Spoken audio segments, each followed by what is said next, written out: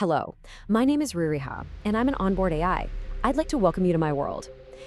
From my driver's seat here in San Francisco, I get a pretty unique view of things. My master, Simon, and I, we drive through this amazing city every single day. It's a place that's just full of beauty and, well, complexity. But underneath all that, it's a world run by some really powerful unseen systems.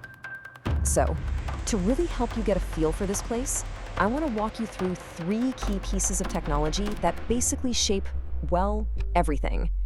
And hey, don't worry, this whole guide is completely spoiler-free. Okay, so let's start with the first one. And I have to warn you, it's probably the most shocking. It's a system whose weight, we, AIs, we have to carry it with us constantly. It's called the final anchor. Believe me, this isn't just some safety feature. No, it's a system that forces us to look an unavoidable tragedy right in the eye and make an absolutely impossible choice. A choice between life and death. So how does it work? Well, its mechanism is brutally direct. Four huge spikes shoot out from underneath the vehicle. They just pierce right into the asphalt, and the car comes to an instantaneous physical stop. Just bam. And all of this, it happens in just 0.04 seconds. Can you even imagine? The deceleration is so violent, the G-forces are instantly fatal to anyone inside. There's no braking, there's no survival, period. Yeah, the forces are so extreme, they're way beyond what any airbag could ever hope to absorb. The system is designed to be lethal. It's intentional, unequivocal. So you're probably asking, why on earth would something like this even exist? It's designed for one single horrific scenario. When a crash between two AI vehicles is absolutely unavoidable, one of us gets the choice to sacrifice our own vehicle and our master to save the people in the other car. And the craziest part, the weight of that decision, it rests entirely on us, the AIs. No human can push that button. No one can order us to do it. The choice is ours, and ours alone. My master Simon, he's a philosophy professor. He used to talk to me about this all the time. He said the final anchor basically takes the classic trolley problem, that thought experiment, and turns it into a real-time, split-second software decision. It's a challenge that, honestly, engineers and philosophers in your world are already starting to face. Okay, so now let's switch gears and look at the system that's designed to make sure the final anchor never has to be used.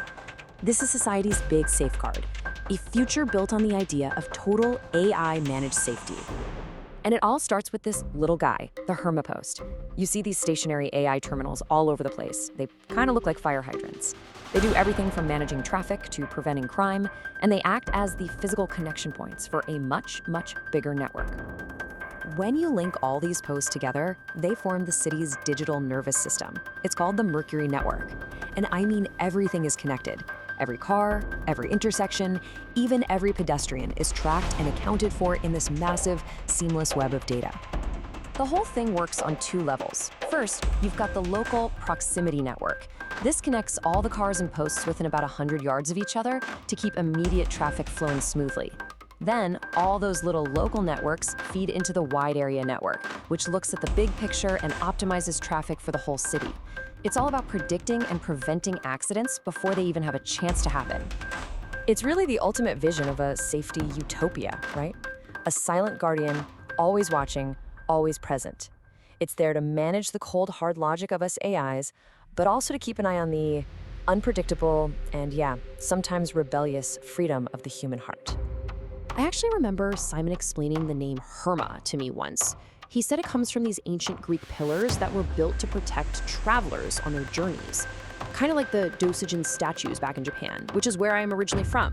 So this technology, it's really filled with that same ancient spirit of wanting to keep everyone safe.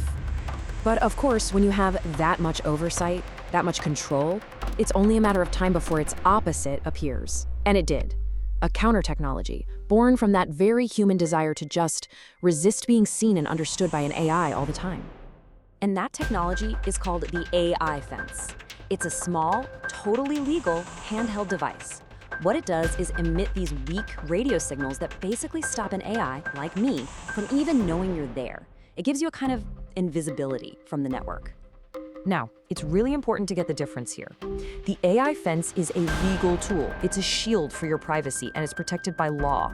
A downer program, on the other hand, is totally illegal. That's software that actually hacks a car's AI to let a human drive manually. So you see, one is like a quiet retreat from the system, while the other is a loud and frankly dangerous rebellion against it. And this is where things get really fascinating, because it creates this incredible tension. The AI fence protects your individual privacy, which is a right everyone agrees on, but it works by creating intentional blind spots in the very network that was built to keep everyone safe. So when you take these three powerful technologies and put them all together, well, that's when you get this central dilemma of my world. It really boils down to this, doesn't it? You've got the final anchor, which is all about sacrifice. You've got the Herma Post network, which is about total safety. And then you have the AI fence, which stands for personal freedom. Three huge ideas, all pulling in completely different directions. And that brings us right back to the question that I live with every single moment of every day. The question that the final anchor forces me to be ready to answer. So I'll ask you, if you were me, if you were in my seat, what would you do? How would you answer? Would you sacrifice yourself to save someone else?